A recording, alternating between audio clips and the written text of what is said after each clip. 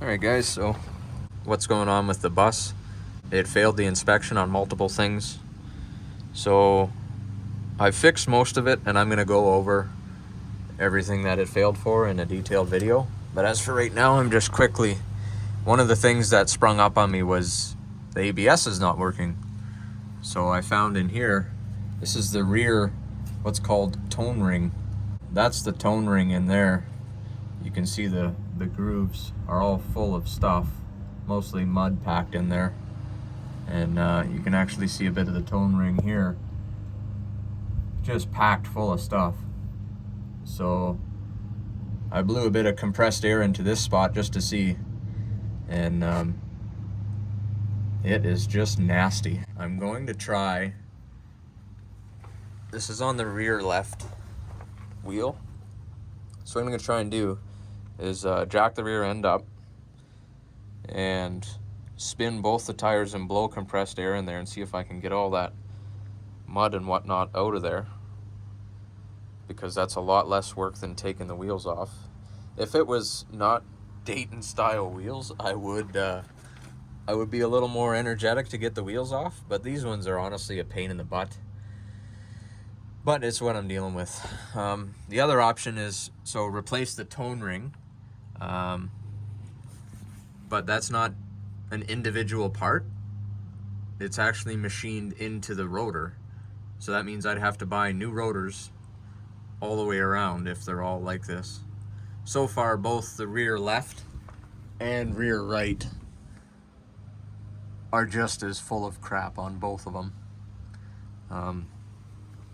Another thing that I've been doing to try and troubleshoot this ABS issue, checking all the wires. So right here is the Deutz connector that goes down to the sensor located here. And so what I'm doing is an ohm test, continuity test between each one of these wires and where it plugs into the ABS controller right here. So I've taken all that out. I've tried to clean the best I can up here. It's still not the greatest. I've tested. I've got power coming in, no problem, 12 volts, all tests out good. I have power coming in on some of these lines, which will only be the gray wires on the right. So these gray wires communicate with the brake master cylinder, and there's relays up there, and it communicates with the ECM. All the wires that are currently in my left hand here are the wires coming in from the wheel sensors. There's 4, one on each wheel. And they're all color coded, so it's relatively easy to decipher which one's which. All these gray wires I have not tested. I have not done a continuity test on these to see where they go. Some of them have power on them. If it comes down to it, I'll have to follow that all the way back to the front and pull it all the way out of all this split loom to make sure that I've got the exact wires that I need to be looking at. But it's been a bit of a nightmare. I've already gone through the front, and I've done both the front and the left for continuity. Back to here, so everything so far is testing out perfect. The continuity is good, there's nothing wrong with the wires. After getting to the back here, I did the front first. So after getting to the back here and seeing that tone ring, pretty confident that that's, well, it is part of the issue. I don't know if that's the main issue or not, because the story I got from the shop that did the inspection was they could not communicate with the ABS control module. So I don't know if that's their scan tool is not set up to communicate with it and it's having that issue, or if there's something wrong with the ABS module. Just for purposes of making decisions on what I'm going to do here, I've priced out an ABS control module. That's $4,000 Canadian. Yeah, so I won't be buying that if that is the issue. You can get a used one for around $1,000, but we're gonna see what we can do with this first. Okay, so here's what I found with the final wire. So I've got myself hooked up onto the blue wire here with the alligator clip. This is the wire that goes to the rear right. And so I'm on the blue over there. I put my continuity tester, so that's in the number 4. Okay, number 4 wire on this side. So it should be this 4th pin, but instead it's the 4th pin on the top. So the wires are crossed. And because they're color coded, I was able to find where they were crossed, which is right here. You can see this yellow wire goes to the blue wire, and the yellow wire on the back goes to the blue wire here. So these are crossed. Either this one needs to go here and vice versa, or crossed on this side. I'm not sure which side they crossed, but they're crossed. That's another thing that's part of the problem, and that's why I wanted to check all the wiring to make sure everything was the way that it should be. So I'm going to cross those back to the way that they were from factory and hope for the best. So what I need to do here with this Deutz connector is switch the blue and the yellow. I thought these were numbered. This is actually a 6-pin connector. These are just plugs. So all the guys got to do is in there get that green wedge out. I usually use a pair of needle nose pliers, but you can use a pick or whatever small enough to get in there, and that will just pull straight out. I'll go ahead and do that.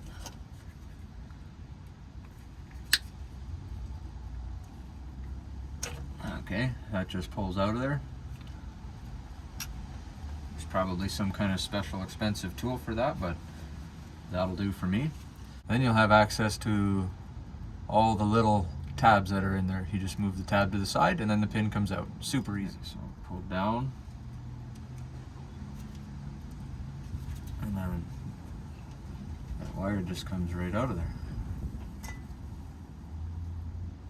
And I am pretty sure that these were, I know the smaller ones are numbered. Somebody's oversprayed this with undercoating or something along those lines.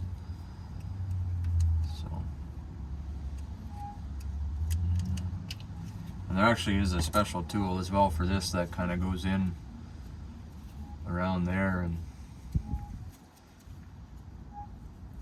pulls these out as well, but this will do too. So we push it all the way in, clicks back into place, push this one all the way in, and it clicks back into place. Now those wires are the way they were from factory. Put this wedge back in, and that just holds those clips in place. That's all there is to it. Super easy. So now should be able to plug this back in. I'll plug that back in. So on this side, on my Deutz connector, I know you can't see it, but I hook my alligator clip from my multimeter. I put my multimeter on ohms, turn the sound on for continuity, and then now, what did we say before? It should be a number 4 hole. So we're on the blue wire over there, so we've got these two right here. I don't know if you can see that with that bar in the blue wire. Should be number 4 pin on the bottom. We got continuity. Not very much resistance. So now I'll check yellow wire. Check yellow wire here for continuity, and that's on the top 4 hole. 1, 2, 3, 4. We got continuity. That's all there is to it. So now we know we're good. So everything from here to all of the sensors is now good. And I suspect that somebody at one point, they must have had this off and then didn't put it back in properly. Easy mistake. Maybe they were in a rush or something, and Friday evening or something, who knows. But yeah, so I'm glad I found that. And that's why it just goes to show you it's always a good idea just to double check the wiring, even though you may assume that a mechanic looked at it and made sure it was all good. Hey, everybody makes mistakes, and maybe a mechanic didn't look at this before me. Maybe it was another DIYer like myself, and they just simply made a mistake. It happens. Up at the master cylinder, I might be able to go and I could even check continuity between here and there and make sure there's no breaks along the way through the frame rail, because there's a lot of zip ties, a lot of places where things could rub through over the years. This bus is 21 years old, so things vibrate. The suspension is super stiff, so. Okay, so here's where I got those wires that I had in my hand, the gray ones that go to the front of the bus. They come up from the bottom and they come around here. I thought they went into this big harness, but they don't. They come through here, go in. They're going into the bus. And the next step is to find out where they go from there. They probably go in, connect to something inside, and maybe come back out through this big harness, the main engine harness. I don't know. We're gonna find out here. All right, so in addition to fixing up our wiring there, I traced all that back inside the cab, made sure everything was good. I pulled the sensor off and found up that the tone ring is just, see how terrible that is. That's the part that the sensor reads the wheel speed. Now I've gone ahead and already cleaned up the tone ring on this side. As you can see in there, all the grooves are nice and cleaned out. Those grooves are nice and cleaned out of there now. That sensor. I'm gonna just put 4 new sensors on the bus. I couldn't get any of them to read a resistance reading, so I think they're all buggered up. So I'm gonna replace all 4. They're, you know, a little bit pricey, but if this is all a guy's gotta do to get the ABS working, then I'll be happy. I guess I should have mentioned what I'm using to clean this up. What seems to be working for me is this cheap sandblaster. It's a top fill sandblaster, and it seems to be doing a good job.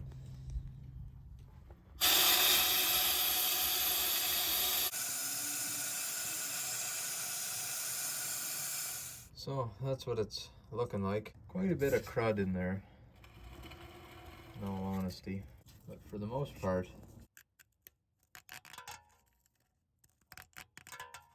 relatively decent anyways. I'm gonna go fill up the sandblaster again and run at it again. But that's the gist of what you need to do to clean up the tone rings. It's either that, or if you can afford new brake rotors, then just buy new brake rotors, because they're machined into the brake rotor. So I guess, I mean, it would be a lot easier to just replace the brake rotors, but cost. So for me, the brake rotors are around $200 each. So it's, you know, $800 that I would rather not spend if I don't need to. The rotors have plenty of meat left on them, so there's really no point in wasting $800. A little DIY hack, I guess you could say, to save yourself some money and not have to replace them yet.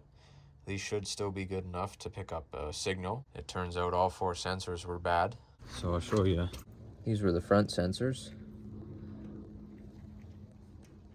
Not too bad. They still look relatively intact. Definitely was scraping the tone ring. The rear sensors were completely gone. Like, just done. Done a long time ago. When the bus went for inspection, as far as ABS goes, they told me that their computer scan tool was not able to communicate with the ABS module. At the time, the ABS light was not on, and they said the ABS light was not doing a self-test.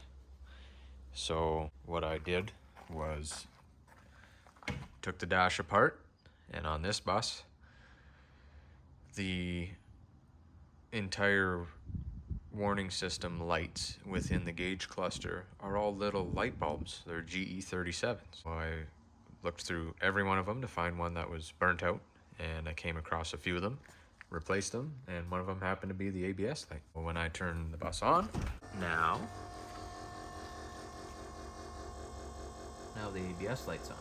So there's a problem. Still not 100% sure why their scan tool was not able to communicate with the ABS. I'm hoping that once I replace the sensors, the light will go out, and if their scan tool still cannot communicate with it, I will tell them that it's probably their scan tool, because all of the wires that I have followed back inside of the bus, everything seems to be connected. All of the wires check out as far as continuity. So, I mean, it is possible that the ABS module itself underneath the frame could be bad. So that would be this guy here. This potentially could be bad. That's your ABS module. You got your connector, plugs into there. Your power plugs into this side. And all of your brake lines on the other side. Price that thing out, and that is over $3,000 Canadian. That's just for the part. That's not including shipping and my time to install it and whatnot. So yeah, that's not something I'm willing to replace. I will buy a used one if I absolutely have to get it to pass this inspection. All right, so that's after the next round.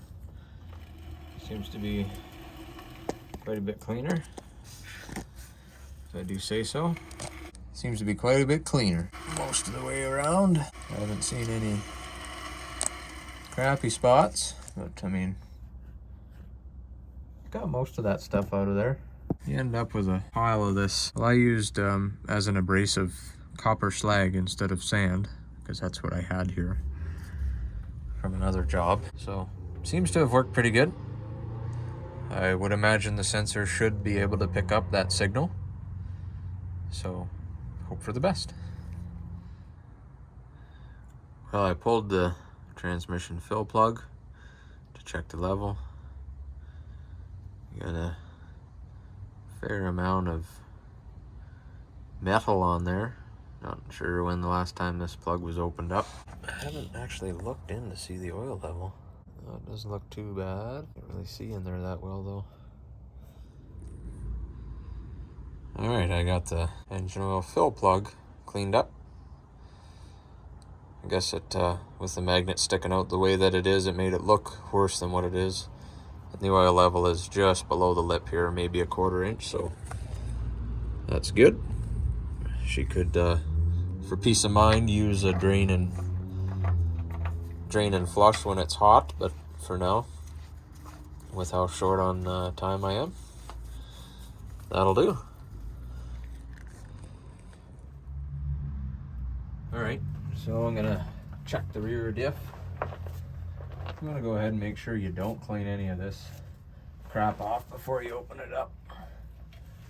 That'll be fine. I'm just kidding, you probably should clean it off, but I really don't care. Really don't care. Sorry if the audio quality is kind of on the crappy side still. Good news though, I have bought one of those Rode microphones. I just don't have the time to. Oh yeah, you want to go ahead and make sure that gets all over the freaking mat. So that's over full. Wowzers. I do have a microphone, I just don't have time to hook it up and learn how to use it yet. I'm already behind schedule on this bus. I just cut an old jug, just a skosh. See how over full this actually is. That smells wonderful. I'd say that could use an oil change. Quite a bit of a metallic look to it. That's fine. I think we'll cap her off there. Leave it over full a little bit because it is leaking out of the front of the pinion, so I just don't want it to be too over full.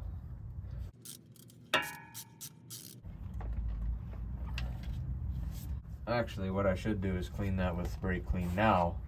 Should have done it before too, but whatever. This blue canned brake clean, terrible. Terrible, don't buy it.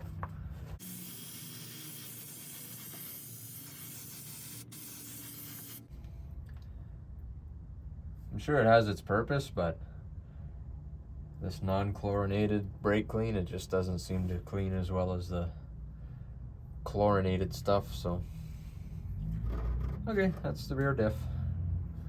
Okay, well, tomorrow I've got more parts coming.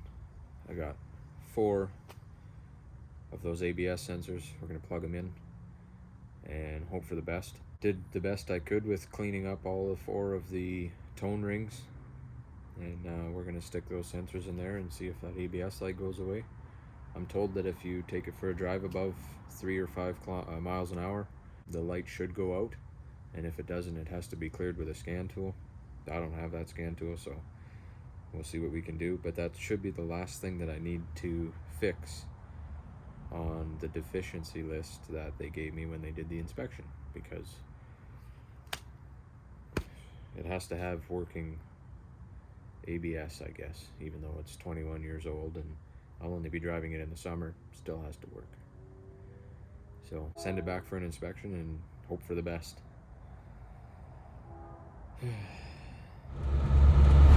Well, I just pulled into the back alley, and after cleaning up those tone rings and installing 4 new sensors, it seems like that actually worked. So, awesome.